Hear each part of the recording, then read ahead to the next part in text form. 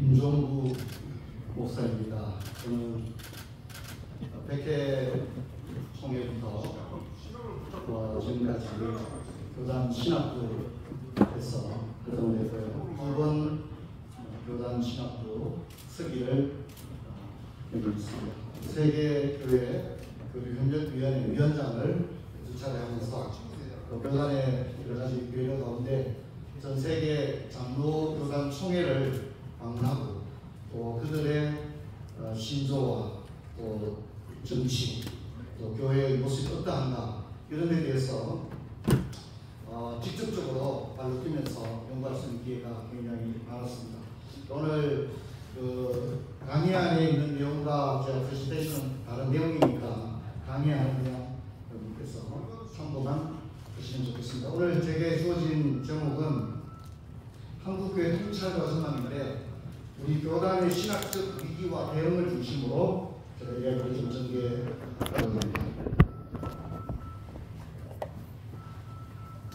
한국교회 현주소에 관한 부분은 최근에 이제 뭐 범교단적으로 그렇고 우리 교단의 여러 가지 수련회 이런 데서 그 한국교회 전체가 앞으로 어떻게 바뀔 것인가 하는 데 대해서 굉장히 통찰력 있는 강사들이 좋은 강의를 많이 했기 때문에 제가 이렇게 간략한 요약을 해봤습니다.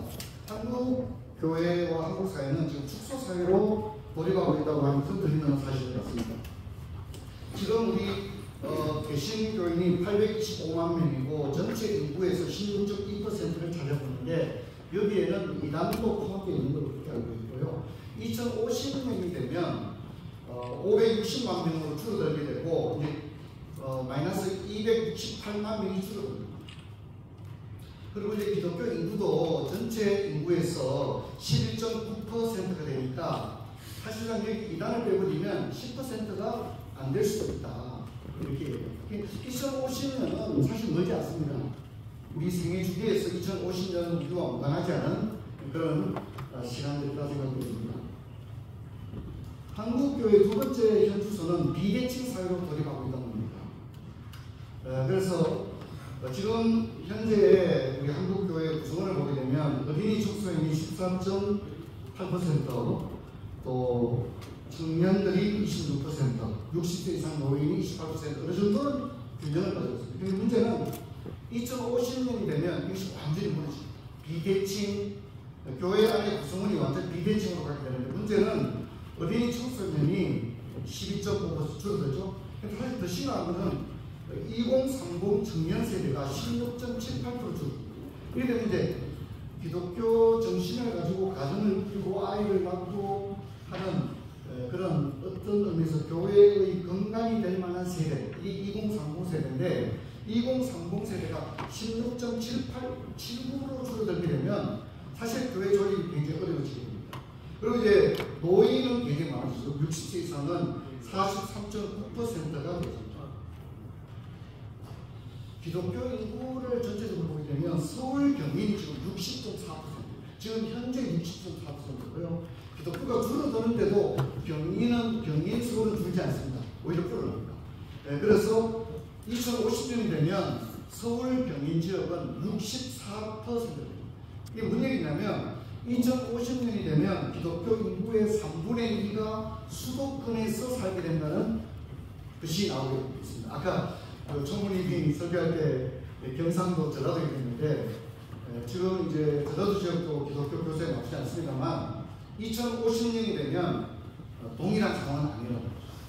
그래서 이것이 단순히 수도권 강일화되는 것이 국가적인 문제뿐만 아니라 이 교단에서도 2050년이 되었을 때 기독교 인구의 3분의 2가 서울에 집중된다 하는 부분은 좀 연구를 해봐야 될 그런 부분이다 생각됩니다. 한국의 또 하나의 현재는 세속 사회로 빠르게 돌입하고 있다는 겁니다. 결혼 거부합니다. 또 아이를 낳지 않습니다. 그래서 요즘 저도 이제 목회하면서 그런 얘기 합니다. 결혼하면 기적이다. 결혼해서 아이를 낳으면 그것도 기적이다.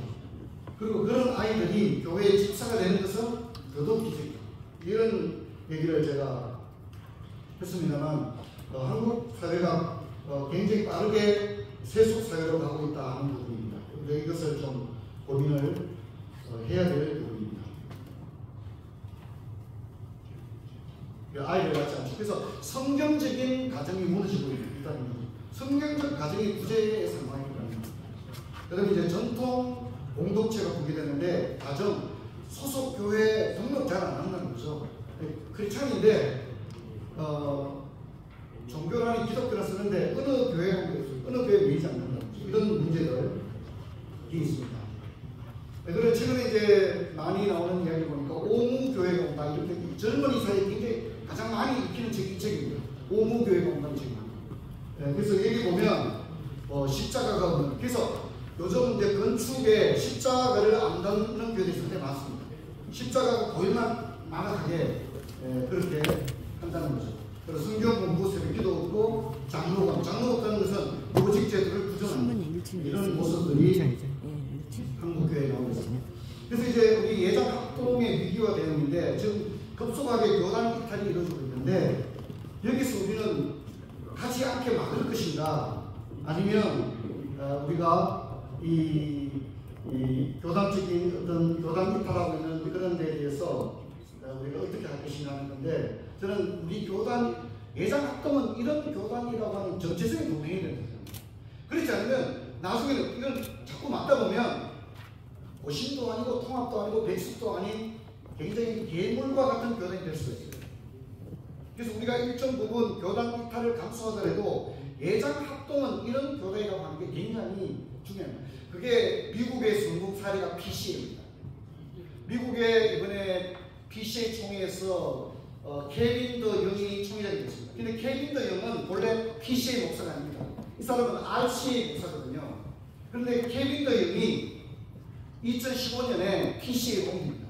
그리고 10년 만에 PCA 총회장이 됐어요. 무슨 얘기냐면 미국의 PC USA는 교단이 굉장히 작아지고 있습니다. 그런데 PCA는 100배 성장을 했다고요. 윤열 교수님 그런 얘기 했죠. PCA가 100배 성장했다. 그러니까 케빈 더 영 같은 사람이 PCA에 옮기는 겁니다. 그리고 10년 만에 총회장이 됐습니다.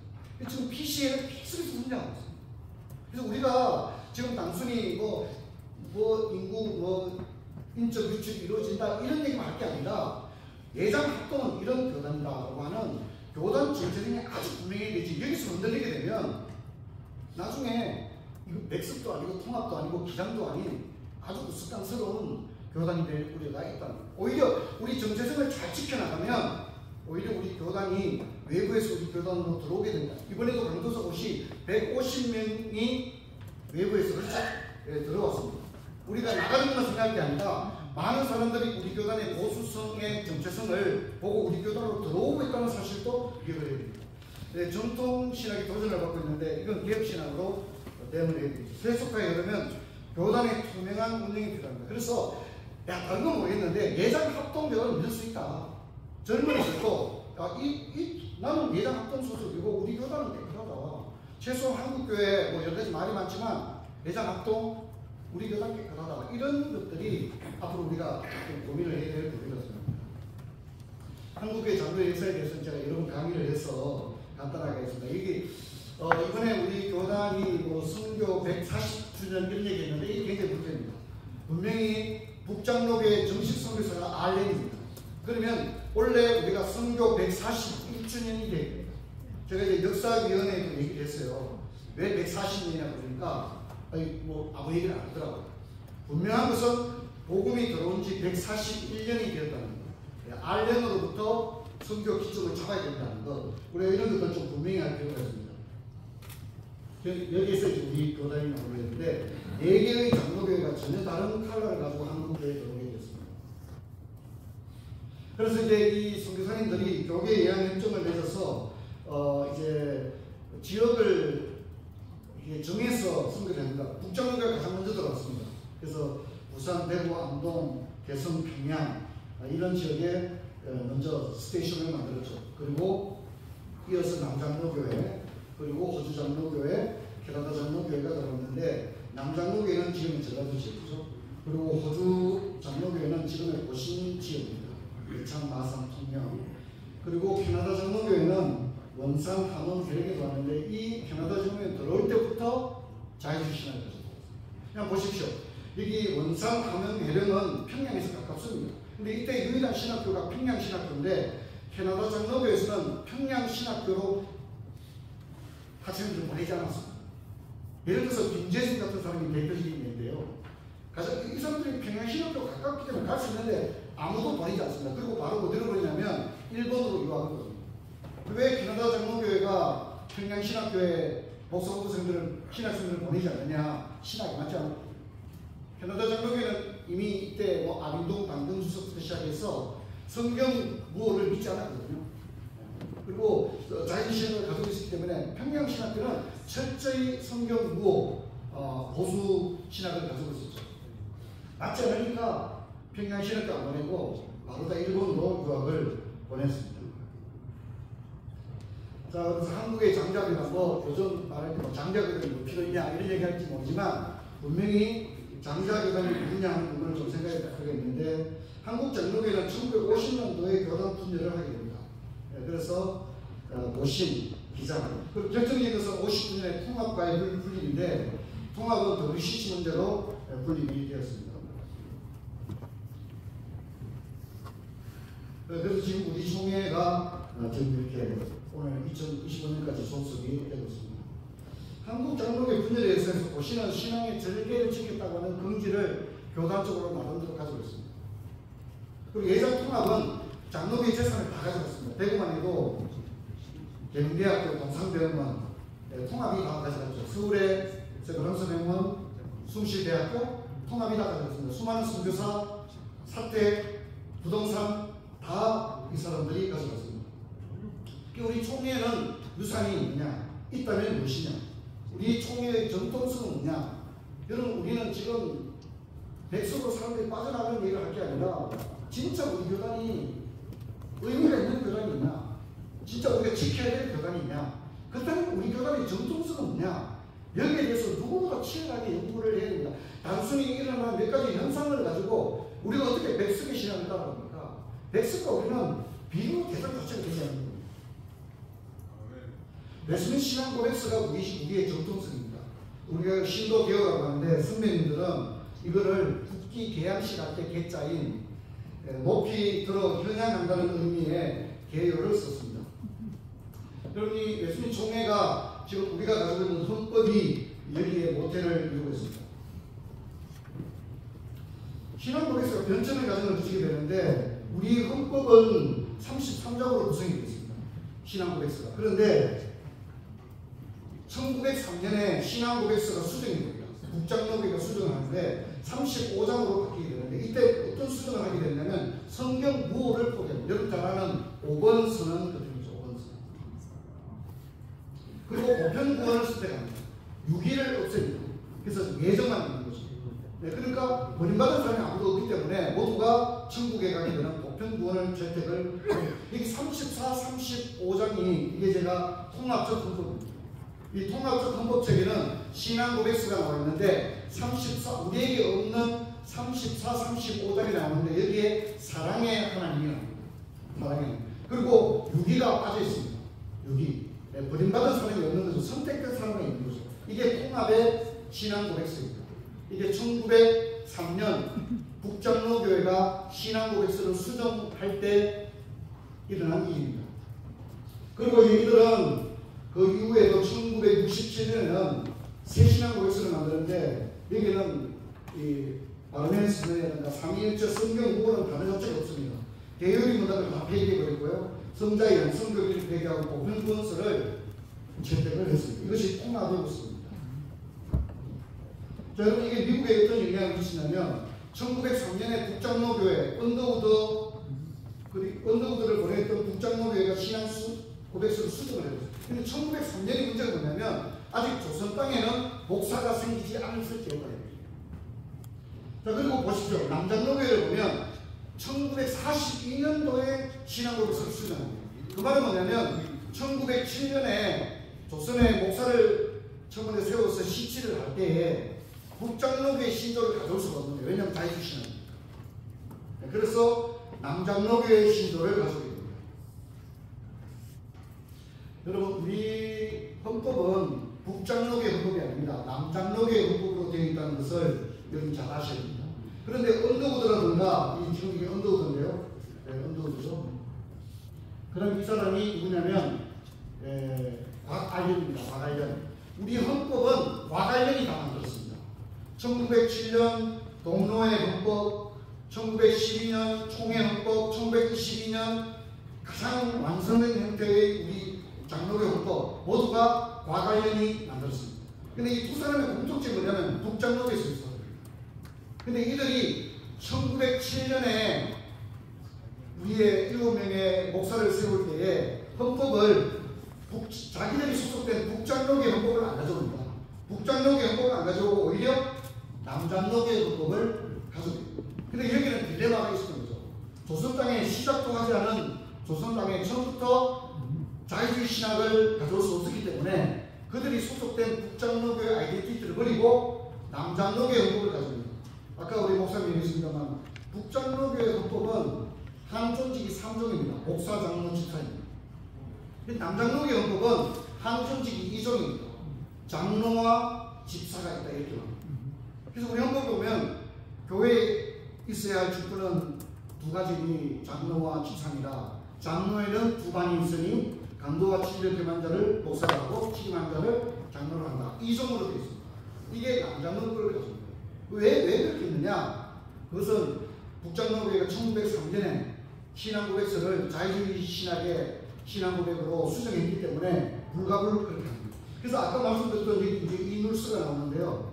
이 눌스를 데려온 사람이 언더우드입니다. 언더우드가 형님 타자기 회사에서 돈 5천 달러를 도네이션 받아가지고 자기가 속한 교단의 북장로교회 조직신학 박사를 데려온 게 아니라 남장로교회 조직신학 박사인 레이놀즈를 데려옵니다. 그리고 아까 말씀드린 것처럼 레이놀즈가 평양신학교의 조직신학 대부분을 세팅을 하게 되죠. 그래서 우리는 여기서 언더우드와 곽알련이 특히 곽알련은 우리가 노예학 때 자주 언급하는 교회 정치 문답조례 이게 존 하지가 만들었는데요. 이걸 배경을 누가 했냐면 곽알련이 있습니다. 근데 그 존 하지의 교회 정치 문답조례는 북장로교회 헌법으로 되어 있습니다. 근데 자기가 그걸 번역해놓고도 이걸 안 쓰고 남장로교회로 한 것은 아직 한 명의 목사도 세워지지 않은 조선 땅에 처음부터 자유주의 신학으로 갈 수 없었다고 하는 그런 분명한 생각이 있었기 때문에 그렇게 했다는 것을 우리가 잊지를 말아야 됩니다. 이렇게 해서 한국 장로교회가 탄생이 되어집니다. 일제강점기에 평양신학교가 폐교되고 여기 이제 전기 평양신학교입니다. 그리고 후기 평양신학교가 생긴 이거는 친일파입니다. 이게 이제 총독부가 인가를 했고요. 이때 최필근 이런 사람은 자유주의 신학자이고 또 굉장히 리버럴한 그런 신학을 가지고 또 일제에 참여했다. 근데 이때 당시에 후기 평양신학교로부터 시작해서 일제강점기에 일본이 교단도 만드는데 거기에 들어갔던 사람들 대부분이 일본 유학파입니다. 일본 유학파. 그리고 아까 제가 얘기했듯이 일본 유학을 주로 누가 갔다고 그랬죠? 캐나다 장로교 쪽에서 집단으로 갔다. 우리가 이런 것들을 좀 역사적으로 기억할 필요가 있습니다. 그래서 이제 평양신학교가 폐교되고 난 다음에 조선신학교가 생기는데 이게 친일 성향이 있습니다. 일본 유학파들 중심으로 조선신학교가 생겨납니다. 여기 송창근, 김재준, 윤익부 이런 사람들이 있는 거죠. 그리고 이제 전필성이 주도한 경기노가 이게 나중에 기장으로 관련하게 되는 계기가 돼요. 그래서 이게 어느 날 기장이 나간 게 아니에요. 다 신학적인 문제로 말미암아 이합집산이 이루어졌다는 것을 기억해야 됩니다. 여러분 우리는 이제 박형용을 이야기할 때 이 안두아와의 갈등을 생각했습니다. 이 안두아는 박형용이 1953년 장로신학교 교장이 됐을 때 안두아 반대합니다. 유일하게 반대했습니다. 안두아가 누구냐면 대구 오면 계명대학교 챔플이 아담스 챔플을 합니다. 그 아담스가 안두아입니다. 그런데 이제 안두아가 뭐냐면 신학교를 박형용한테 줄 수 없다. 아예 딱 노골적으로 해요. 근데 뭐냐면 이 안두아는 아까 말씀드린 북장로교회의 실권자입니다. 근데 자기들의 북장로교회는 이미 자유주의 신학으로 갔기 때문에 보수 신앙을 가진 박형용한테 학교를 줄 수는 없다. 이렇게 돼서 이미 이때부터 신학적인 것이 얼마나 교단의 미래를 좌우했는지를 알죠. 그런데 이게 암도화가 대단합니다. 그 다음에 장로의 신학교 이사장이 됩니다. 이사장이 되면 교장을 가르칠 수 있어요. 그래서 이 사람이 55년에 어떻게 하느냐면 장로의 신학교와 숭실 신학교를 합치자. 왜냐면 어차피 다 장로의 재산입니다. 자기들 북장로의 재산이니까 두 개 합치자고 하는데 이제 이때부터 이제 논쟁이 시작되는데 이 암도화가 왜 장로의 신학교와 숭실대를 합쳐야 했냐면 당시에 숭실대학교 신학부 학장이 한경직이었다는 거죠. 그래서 이 암도화의 마음에는 박정용을 교장 세우지 말고 누굴 세우자는 거죠? 한경직을 세워야만이 자기의 신학과 맞다고 생각합니다. 박정용을 세우면 보수 신학으로 가는 거예요. 이것이 이제 중요한 아이디어예요. 그리고 알다시피 이제 박정용 목사가 이제 삼천원 사건 때문에 또 이제 결국 물러나게 되어지고요.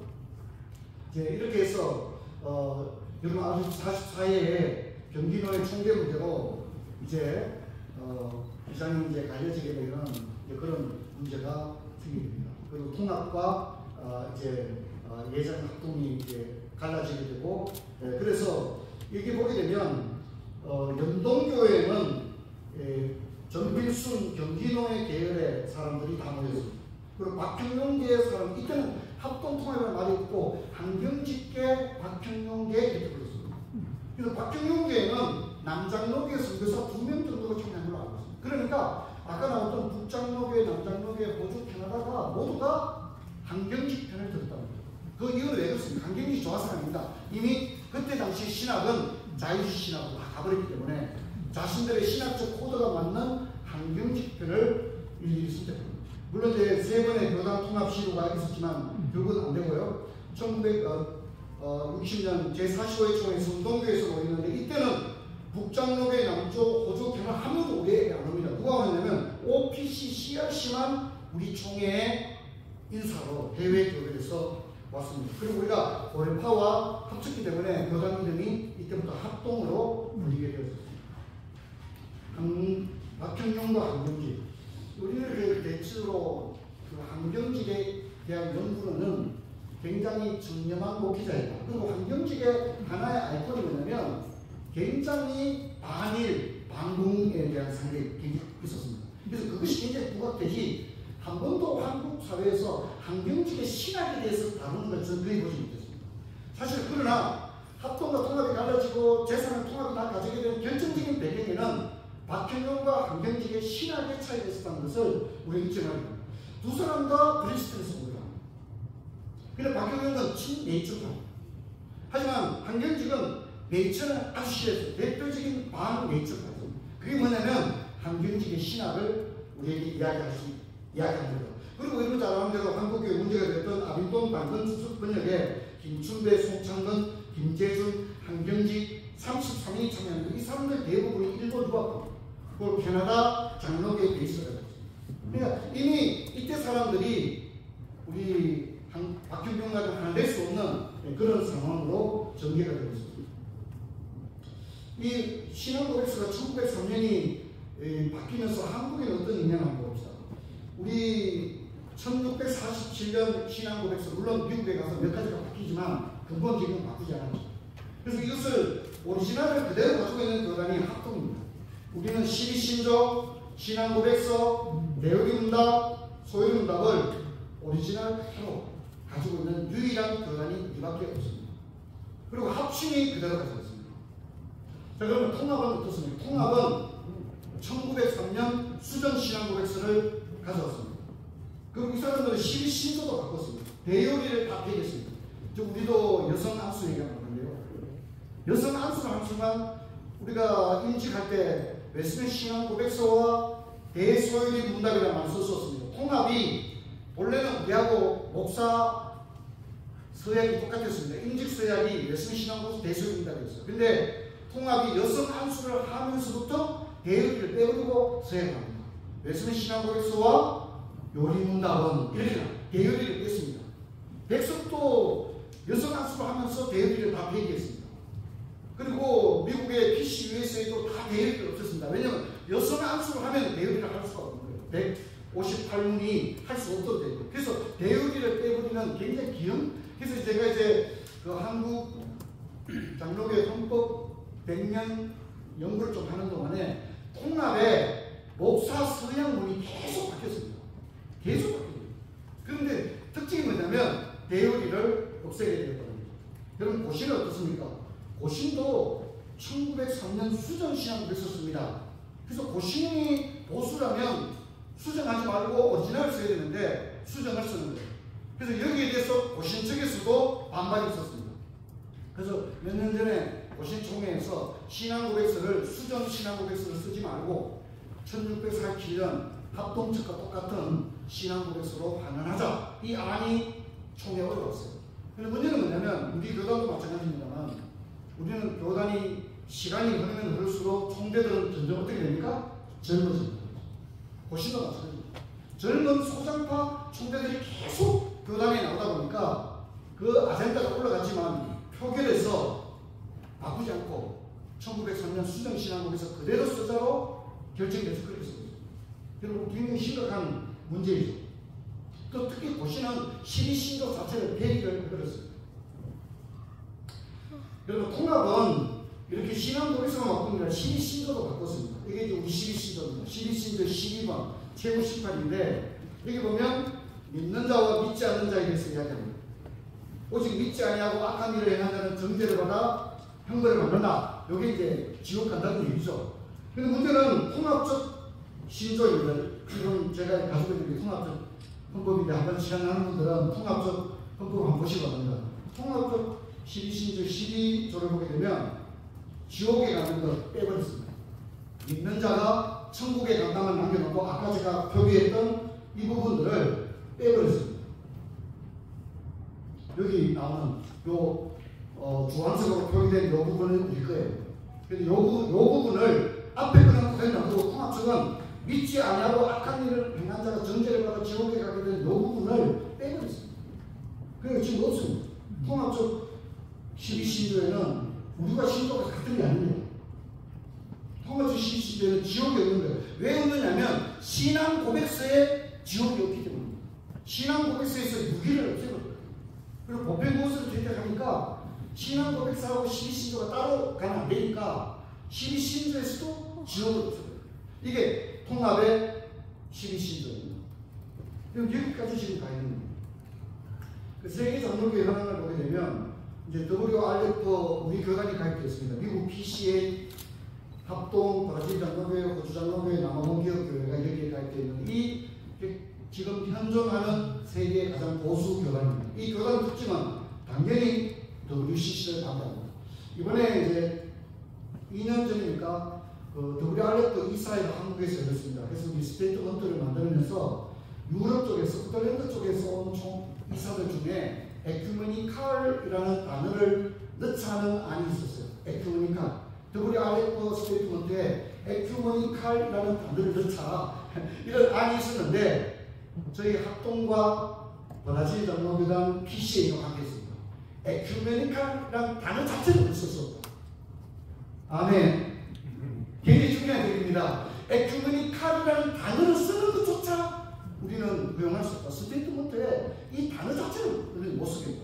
근데 그 스코틀랜드에서 넣자고 했어요. 그런데 미국 PCA, 브라질, 그 다음에 우리 합동측이 반대했습니다. 에큐메니칼 단어 자체를 받아들였어요. 그래서 그 단어를 사용하는 걸 막았습니다. 여성안수 당연히 반대. 근데 이제 여성안수 문제가 굉장히 데리케이트한 문제. 우리는 여성의 문제가 생각합니다. 그렇지 않습니다. 이 생각보다 심각합니다. 단순히 여성의 문제보다 더 많은 것을 함의하고 있다는 것들을 아셔야 되는 게 이따가 얘기하겠습니다. 그래서 당연히 동성애 반대하고요. 자, 요 교단의 특징이 뭐냐면 33장으로 된 웨스민스터 신앙고백서 원형을 그대로 가졌습니다. 미국 PC 하나, 요게 공통점입니다. 자, 그러면 다른 쪽은 어떻습니까? 요게 이제 WCRC가 WCC하고 더블 멤버십을 여기가 다 WCC라고 생각하면 됩니다.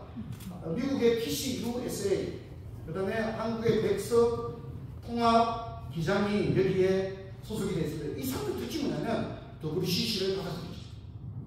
그 다음에 보편구원서를 받아들이죠. 그 다음에 성경구호를 폐기했습니다. 공식적으로 폐기했습니다. 그 다음에 여성 안수를 한다는 공통점이 있습니다. 동성애를 허용한다는 공통점이 있습니다. 물론 한국의 통합 백석 기장은 아직 하지 않는데 이번에 서울에 퀴어 축제가 열렸을 때 목사들이 한 50명 정도 참여한 걸로 알려져 있습니다. 그 교단을 보게 되면 기장, 감리교, 통합이 대부분입니다. 그래서 아직은 통합이나 백석이나 기장이 공식적으로 동성애는 가지 않지만 가는 방향이 있습니다. 특히 기장은 같습니다. 작년 총회 때 기장 제7문서를 받아들였습니다. 총회에서는 부결됐고요. 이걸 임원회에 맡겨서 실행위원회에서 내놓기로 했는데 임원들이 받아들였습니다. 그래서 제7문서가 무슨 문서냐면 동성애 문서입니다. 제7문서가 동성애 문서입니다. 이거와 함께 우리도 요즘 여성 강도사 문제가 좀 있잖아요. 그죠? 헌법 개정한다고 그러는데 요때 기장도 헌법 개정을 했어요. 그래서 기장이 그 동성애 제7문서를 받아들이면서 헌법도 같이 바꿨어요. 헌법 개정안을 올렸는데 그 헌법 개정안에 목사의 자격은 이렇게 말했어요. 원래 기장의 목사의 자격은 한신대학교 신학대학원을 졸업하고 뭐 어쩌고저쩌고 이렇게 나와요. 한신대학교 신학대학원을 졸업한 남녀 전도사 중에서 그 사람들은 여자도 목사되니까 남녀 전도사. 그런데 이번에 올린 건에는 어떻게 나냐면 한신대학교 신학대학원을 졸업한 사람 중에서 그렇습니다. 남녀가 아니고 뭐라고요? 사람에는 뭐 들어가죠? 동성애도 다 동성애 항상 사람이잖아요. 그죠? 남녀라고 하지 않고 사람이라고 그러죠. 사람. 그걸 물론 그 기장 측 통해서는 헌법 개정은 부결됐습니다. 그래서 지금 그렇게까지 하고 있습니다. 그리고 이들은 이제 신앙 고백서를 1903년을 쓴다는 게 공통점입니다. 그게 무슨 얘기냐면 신앙 고백서가 이미 1903년으로 가게 되면 모두가 자유주의 신앙으로 갈 수밖에 없어요. 그 아쉬운 게 고신이 지금 이렇게 하고 있다는 게 굉장히 아쉬운 지점이 되어집니다. 세계교회 그런 걸 보게 되면 미국 장로교회 또 CRC, 여기 CRC가 칼빈 세미나리가 CRC입니다. CRC가 1974년에 성경 구호를 폐기하고 95년에 여성 안수를 채택하고 2023년에 동성애까지 허용했습니다. 동성애 칼빈 우리 목사님들 하고 싶으면 하기 전에 아니라 칼빈 세미나리 아닙니까? 근데 여기가 동성애까지 갔습니다. 신학교가 갔고 CRC는 간 건 아니에요. CRC는 가지 않습니다. 그 지시는 말하고. 그래서 세계교회 그림이 어떻게 되냐면 처음부터 동성애를 안 합니다. 성경 구호를 폐기하고 그 다음에 여성 안수를 허용하고 그 다음에 동성애 허용으로 가는 그런 수순을 하고 우리 학동이 지금 두 가지 문제를 직면하고 있는데 하나는 전통 보수 개혁신학의 위기 그래서 성경 구호를 부정하고 이중예정을 부정하고 창조 원리를 부정합니다. 예수 구원의 유일성을 부정하고 천국 지옥을 부정합니다. 이게 우리의 위기입니다. 위기. 뿐만 아니라 교회 안에 세속주의가 몰려오고 있습니다. 보통 신화가 문제가 아닙니다. 여러분 세속주의의 특징이 뭐냐면 한번 받아들이면 쫓아낼 수가 없어요.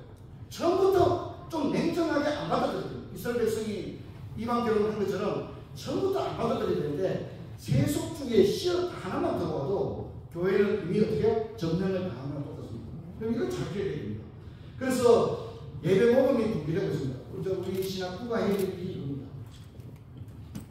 건진과 치리의 부재, 번영신학, 결혼과 출산의 해체, 동물신학이 들어오거든요.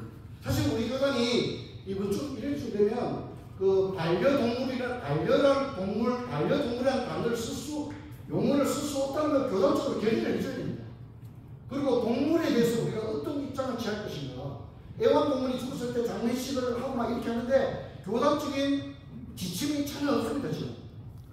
그래서 성도들이 반려라는 말을 쓰는 거예요.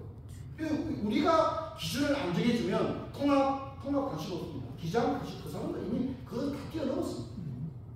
우리가 기준을 안 정해주면 한국 사회가 무너집니다. 여러분 정통 보수 개혁 신학의 위기인데 여성 안수, 동성애, 동물 신학으로 가고 있습니다. 여러분 이번에 트럼프가 대통령이 되고 취임 예배를 들었는데 미국 성공의 예배를 들어서 여자 사제가 주관했죠. 끝나고 난 다음에 트럼프가 굉장히 안 좋은 얘기를 많이 했는데 그 이유는 뭐냐면 미국 성공에는 동물들한테 그러니까 애완동물한테 세례를 주고요. 더 중요한 건 뭐냐면 미국 성공회가 애완동물들을 성찬식이 청년시킨다는 거예요. 그래서 잠도 죽어요. 떡도 주는 거예요. 그러니까 트럼프는 견딜 수 없죠. 트럼프는 너무 화가 나는 거예요. 그래서 자기가 7년에 결혼을 한다면 굉장히 안 좋게 얘기를 많이 했습니다. 그 예배에 대해서. 지금 그 얘기까지 했습니다. 여성 안수 동성애 끝이 아닙니다. 동물신앙까지 갑니다. 근데 여러분, 여성 안수 동성애 동물신앙 어디가 오냐면 창세기가 오는 겁니다. 성경에 가장 기초가 사라지는 거죠. 그 다음에 교회 안에 밀려오는 세속주의인데 주일 선수, 여러분 우리 보수교회는 주일 선수 아닙니까? 근데 주일 임직식을 하는 거예요. 여러분 주일 임직식 통합합니다. 백설합니다. 감리교, 순복음 다 합니다. 여러분 고신도 주일날 임직식을 해요. 고신. 합신도 해요. 주일날 임직식을 하지 않는 유일한 교단이 어디밖에 없어요? 우리 합동주밖에 없어요. 근데 문제 우리가 무너지면 그냥 주일은 모든 걸 할 수 있는 날로 바뀝니다. 사실상 우리가 저기 낙동강 전투처럼 개혁신학과 교회 안에 세속주의가 올라오는 것을 막는 사실은 마지막 교도로 우리 교단이 있는 거예요. 그냥 우리가 뭐 쉽게 요즘 시대가 어떤 시대인데 뭐 이렇게 얘기하는 문제가 아니라는 거죠. 그러면 여러분 우리가 그러면 성도가 이런 것도 같다. 목사님 왜 지금까지는 안 했어요? 지금까지는 왜 주일날 임식하면 갑자기 왜 주일날 임식해요? 그러면 뭐라고 얘기합니까? 여러분 시대에 따라 바뀔 수 있으면 진리가 아닙니다. 진리는 오고 오는 모든 시대에 준용될 수 있는 것을 진리라고 합니다. 여러분 굉장히 중요한 부분입니다. 지금 우리가 그냥 단순히 주일 임식식 그런 문제가 아닙니다. 여러분 조선 동네 규칙을 보면 성찬에 참여하는 남자만이 목사가 될 수 있도록 되어 있습니다. 그리고 우리 지금 헌법인데요. 여기 이제 어떤 분이 그런 얘기하더라고요. 여기 어디 여자가 목사 안 된다는 게 어디 있느냐 이런 얘기 하는데 그 밑에 보면 갈로열고 디모데전서 3장 1절로 7절이 있다는 걸 잊지 마십시오. 이 위에 있는 중심된 이 중요한 게 아니라 성경 디모데전서 3장 1절로 7절이 훨씬 더 중요하다는 걸 잊으면 안 됩니다. 그리고 우리 헌법은 교회 직원, 직분을 만들 때 원리가 시대의 조별을 따르는 게 아니고 성경의 법례대로 한다 라고 분명히 되어 있습니다. 만약에 여성 남도사나 여성 목사를 바꾸게 되면 헌법 전체를 다 바꾸지 않으면 이게 다 이해 충돌이 된다는 것을 잊지는 말아야 됩니다. 통신에서 여성 안수 때문에 논란이 있었죠. 2005년 신학 기난에 서천원 교수의 이야기입니다. K 교수, 여기 K 교수는 여성 안수를 주장했던 K 교수죠. 김세윤 박사를 말합니다. 김세윤 박사가 여성 안수를 주장하는 근거를 고린도전서 14장, 디모데전서 2장을 이야기했고요. 아까 김규성 교수님께서 이야기하신 박형룡 박사의 여성 임직도 요 구절이에요. 박형룡 박사도 요 두 구절까지 얘기하네요. 고린도전서 14장, 디모데전서 2장 때문이라고 박형룡 박사가 얘기해요. 그런데 여성 안수를 해야 된다고 주장하는 김세윤도 요 두 구절을 가지고 결국은 이 두 구절에서 승부합니다. 그런데 중요한 것은 김세윤은 여성 안수의 성경적 근거를 설명하면서 고린도전서 14장에 여자가 남자를 중하지 못하면 여자가 남자를 다스릴 수 없다는 거거든요. 그리고 디모데전서 2장은 하나님의 남편됨이라고 하는 구절인데 이 구절을 성경이 아니라고 얘기합니다. 1세기 말년에 남성 우월주의자들이 삽입한 구절이다. 근데 여러분 이건 김세윤만 이렇게 말하는 게 아니고요. 여러분 목사님들께서 최근에 발행된 현대 주석들을 보면 고린도전서 14장, 디모데전서 2장부터 펴보십시오. 다 똑같이 김세윤하고 똑같이 얘기합니다. 본 구절은 성경의 정경성을 의심받는 구절입니다. 다른 말로 뭐죠? 성경이 아니라는 거죠. 그러니까 심지어 많은 주석들이 성경 주석을 생략하고 넘어갑니다. 왜? 성경이 아닙니다. 주석할 필요가 없다고 디스하고 넘어갑니다. 이게 현실입니다. 그러니까 아까 제가 CRC가 칼빈 세미나리 미국 기독 교단이 그 여성 안수를 했을 때 미국의 네파라고 하는 개주의 기구에서 CRC를 바로 해본 전형을 했거든요. 그럴 때 여성 안수 했다고만 전형한 게 아니에요. 이 사람 미국 사람들 이렇게 생각합니다. 보십시오. 미국 사람들은 여성 안수를 하는 순간 이 사람들은 여성 안수뿐만 아니라 성경의 무호를 어떻게 해요? 믿지 않는 사람이라고 똑같이 생각합니다. 그러니까 바로 해본 전형을 합니다. 여러분 리그렌이 작년에 미국 남침내교 교단에서 여자 부목사 세웠다가 좀 봐달라고 앞에 나가 얘기했거든요. 근데 어떻게 되죠? 리그렌의 세대백 교회 남침내교단으로부터 어떻게 됩니까? 총회 현장에서 즉시 회원제를 했습니다. 그 사람들은 단순히 여자 보고 설교해라, 여자가 목사 되고 가운 입고가 아닙니다. 여자 목사라고 하는 것 자체가 여기 김세혁이 이야기한 대로 성경의 구호를 어떻게 해요? 믿지 않는 거죠. 어디까지는 성경이 아니라고 이야기하는 거예요. 이게 바로 가장 심각한 문제예요. 어쩌면 우리 한국에서 동성애는 모두가 반대하는데 여성 학술을 이야기할 때 왜 이런 레퍼런스가 뭔지에 대해서는 이해가 좀 낮은 것 같아요. 제가 외국에서 만나본 사람들의 이야기는 모두가 이것 때문이다 그렇게 이야기합니다. 그래서 서철훈 교수의 결론입니다. K 교수는 보험의 내용을 제시하였다. 그 시대의 보험을 선포함으로 인종적, 신분적, 성적 차별을 철폐하여 만민에게 자유와 정의를 평화로 확대하는 것을 제시했다. 우리는 복음 선포자의 자격에 성별 간의 차이를 결코 부과한다. 남녀가 다 복음의 전수다. 단지 여자들이 목사가 되어 교회에서 하나님의 말씀을 가르치는 것에 대해서 성경에서 아무런 근거를 발견하지 못하기 때문이다. 이게 서철훈 교수의 이야기였어요. 근데 이건 박형용도 마찬가지죠. 우리 개혁신학 칼빈도 마찬가지죠. 여러분 우리는 박형용을 따라갈 것인가 김세현을 따라갈 것인가. 총신에 가면 다 이름이 죽산입니다. 세미나도 죽산, 도서관도 죽산, 다 박형용입니다. 근데 우리는 박형용을 따라가는 게 아니라 김세현의 길을 가고 있다는 것을 기억해야 됩니다. 김세현은 자유신학이고 칭의론도 유보적 칭의론을 주장해 알고 계시죠? 네, 이분이 총신 교수로 있다가 자기하고 너무 안 맞기 때문에 간 거예요. 여성 안수 혼자 주장하죠. 칭의론도 유보적 칭의론, 우리 전통적 칭의론이 아니에요. 그러니까 떠난 겁니다. 여러분 지금 우리 교단은 김세윤의 교단인지 박형영의 교단인지 이 정체성을 아주 분명히 할 필요가 있다는 것을 잊지 말아야 됩니다. 여성 강조자 제도는 총회 신학 정통성을 부정하며 인직서약을 파기하고 성경과 헌법을 부정합니다. 한 가지만 더 얘기하겠습니다. 우리 교단이 미국의 PCA와 가깝습니다. 아까 캐더형, 브라이언 채털 이런 사람들이 다 PCA죠. 근데 PCA는 이렇습니다. 잘 들으세요. 제가 이건 PCA 관계자들에게 물었어요. 직접. 그리고 20년 동안 서기를 했던 목사님에게 물어봤어요. 미국에 이렇게 합니다. 강도사 고시를, 여자 강도사 고시를 목사 수와 이꼴로 생각합니다. 이꼴로 생각하는 거예요. 그럼 많이 우리도 이번에 우리 교단에서 PCA 갔다 왔는데 우리가 만약 여성 강도사를 하면 가장 먼저 PCA에서 우리와 교류를 끊습니다. 왜냐하면 여성 한수를 할 거예요. 여성 강도사를 사실상 여성 목사와 동등하게 PCA 스테이트먼트를 그렇게 생각하고 있습니다. 뿐만 아니라 브라질 장로교회, 남아공개혁교회, 이번에 또 총회장님하고 지금 호주 장로교회 가잖아요. 호주 장로교회 관계자를 만나서 얘기해봤습니다. 우리 합동 측에서 여성 강도사를 하게 되면 호주 장로교회 입장은 뭐냐? 미안하지만 교류단지. 교류단지. 그러면 여러분, 우리는 전 세계 보수 신앙을 가지고 있다고 얘기했지만 모든 세계적인 보수 교단과 교류가 끊기는 겁니다. 여러분, 강도사 고시는 자격 고시다. 인원이죠, 인원. 의사, 면허하고 똑같은 겁니다. 근데 이 시험을 치게 되지 않습니다. 시험을 치게 되면 여자들은 강도사 고시에서 끝내라. 남자들은 29세 이상은 남자들만 목사될 수 있다. 우리 교단에서 이해가 됩니다. 저도 다 이해가 돼요. 하지만 만일 강도사 고시를 쳤던 여자 원우들 중에 만일 국가에다가 헌법 제소를 하게 되면 우리가 이길 수가 없습니다. 지금 정부는요, 여성가족부의 이름을 양성평등부, 성평등부로 이름을 바꾼다고 얘기합니다. 저는 어쩌면 새 정부의 타깃이 우리 교단이 될 가능성이 굉장히 높다 이렇게 생각합니다. 자, 그러면 이제 우리는 여자들은 뭐 같이 총실수 고생했는데 강도사 주면 좋지 않느냐, 너무 순진하게 생각합니다. 여성 학술을 이야기하는 분들은 일단 군대 모성 물려서 가서 총이나 일단 받아야 된다 이겁니다. 그러면 강도사 고시를 치고 나면요, 교단은 사실상 여자 목사를 막을 방법이 없습니다.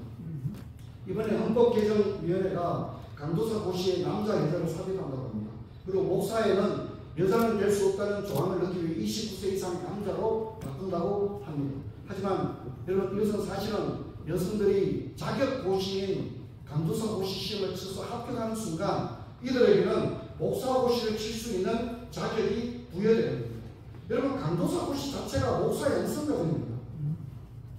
그래서 목사 후보생을 얘기할 때 목사 후보생은 목사직을 희망하는 자로 아예 그렇게 합니다. 이 직을 만들고 이 제도를 만드는 것 자체가 목사를 희망하는 자입니다. 그런 사람들에게 어떻게 강도사 고시, 목사는 안 되는 강도사 고시, 이거는 눈으로 손바닥으로 하늘을 가리는 일입니다.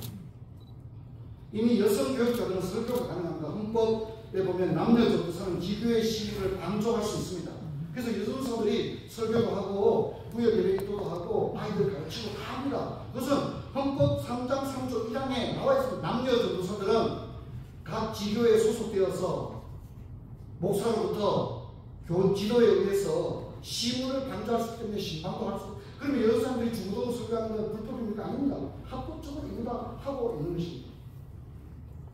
강도는 목사의 고유한 거랍니다. 아까도 얘기했지만 목사를 어떻게 생각합니까? 강도와 7일을 교감자를 목사라고 했어요. 그러면 이게 7일은 장로와 공유하는 거니까 목사의 가장 고유한 걸 하나만 이야기하면 뭐가 되죠? 강도하는 게 목사의 고유한 겁니다. 여러분 이것은 도저히 성립이 될 수가 없는 그런 이야기죠. 강도사 고시를 하면 총회 고시 합격고 목사 고시에 응시할 수 있다고 되어 있습니다. 그래서 제가 이제 이번에 여성 강도사 관련 헌법 개정 위원들 서기하고도 통화를 해봤어요. 바꾸는 내용을 좀 나누니까 계속 안 주더라고요. 뭘 바꾸냐고 물어보니까 일단 강도사 고시에 남자 여자를 넣었더라고요. 그리고 목사들에게 29세 이상 남자만 될 수 있는데 나머지는 하기도 소용 안 됐습니다. 그 말은 뭐냐면 일단 강도사 고시 원서 받아가지고 명찰 달고 시험 쳐서 합격 나오는 순간 이 고시를 주관한 관청인 우리 총회가 모든 책임을 져야 됩니다. 그럼 우리가 물리적으로 시험을 안 치고 받을 수 있어요. 그러면 그 여성들은, 학교교정 여성들은 총회에다가 뭡니까? 손해배상을 얼마든지 청구할 수가 있고 헌법 제소를 할 수가 있고 지금과 같은 정부 분위기로는 우리 교단이 이길 수가 없는 상황입니다. 저는 애시당초 맞지 않는 일을 한다고 생각하고요. 처음에 이 일을 시작했던 위원장이었던 유명열 목사가 처음에 기독휴먼에 나온 것은 신학대학원을 졸업한 여성들에게는 목양사라고 하는 직위를 준다고 처음에 얘기했습니다. 그게 지금 맞았습니다. 목양사라는 걸 주고 부목사들과 동등한 수준의 처우를 해주는 게 맞다고 생각해요. 그런데 갑자기 원조가 바뀌어서 강도사 고시를 치겠다는 거예요. 여러분 강도사 고시를 우리 총회 상비부가 합니다. 그러면 시험을 치는 순간 원서를 발표하고 시험을 치는 순간 모든 책임을 우리 교단이 져야 되는 문제입니다. 강도사 제도는 총회와 노회에서 거부되어야 됩니다. 주일 임시시 허용은 주일 예배 모금과 주일 선수를 공개하는데 이것도 너무 엉터리 있었습니다. 보면 예배 모금인데요. 주일 예배 시간에는 예배와 성례 외에 다른 예식은 다른 날에 하라고 해요. 다른 날입니다. 오후가 아니고요. 그래서 어떤 분이 이제 주일 예배 때만 안 하면 된대. 오후 예배 하면 됩니다. 여기 어디 있습니까? 주일 예배 시간에는 예배와 성례, 성례는 세례와 성찬이죠. 다른 예식은 뭡니까? 결혼식, 임직식, 장례식 다 이런 겁니다. 다른 예식은 언제 하라고요? 다른 날입니다. 주일이 아닌 다른 날에 하되 가급적 간단히 해요. 그렇게 나왔습니다. 근데 여러분 지금 우리 총회도 얼마 전에 주일날 교단 행사를 했습니다. 전편에 가고 상도 받고 그거는 안 됩니다. 토요일에 얼마든지 할 수 있지 않습니까? 여러분 이거 하나 받아들이면요 이렇게 주일날 임직식 하게 되면 결혼식 하지 말라는 법도 없고요. 장례식 하지 말라는 법도 없는 겁니다. 다 똑같은 내용입니다. 여러분 이거 별거 아니고 생각하면 안 됩니다. 그리고 이게 보면 헌법을 보면 이렇게 예배 모금 변경도 헌법 수정 사항이거든요.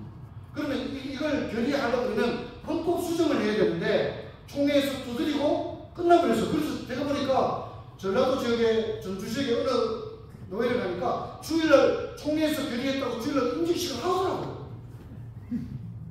이거는 그냥 결의사항이 아니라 헌법 개정사항이에요. 여러분 헌법에는요 헌법 건진결에 있냐고 예배법은 대수를 신조도 있잖아요. 신조가 더 바꾸기 어려워요. 그것도 헌법과 똑같은 수위 과정을 거쳐서 전국 노예가 3분의 2가 받아들여야 이게 주일 임직식 가능한 건데 방망이 뚫어서 그냥 하는 거예요. 여러분 이것은 결의 자체가 안 됩니다. 결의 성립이 안 됩니다. 아예 안 됩니다. 그리고 우리 교단이 이런 거 하나 받아들이면요 주일날 못할 게 하나 없습니다. 담임 목사님 8순 예배도 드릴 수 있어요. 원로 목사님. 그렇잖아요. 다 할 수 있죠. 왜 못합니까? 못한 레퍼런스를 댈 수가 없어요.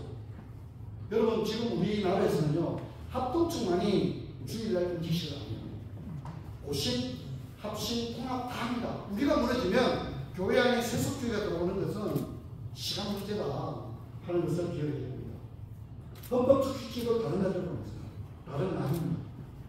여러분 저는 이제 110회 총회가 다가오고 있는데요. 여성 강도서 제도는 여러분 여성들의 사역 환경과 처우는 전격적으로 개선해서 타교단에 오히려 타고난 여성 사역자들이 합동교단으로 오도록 하는 정도의 것들을 만들어야 된다고 생각합니다.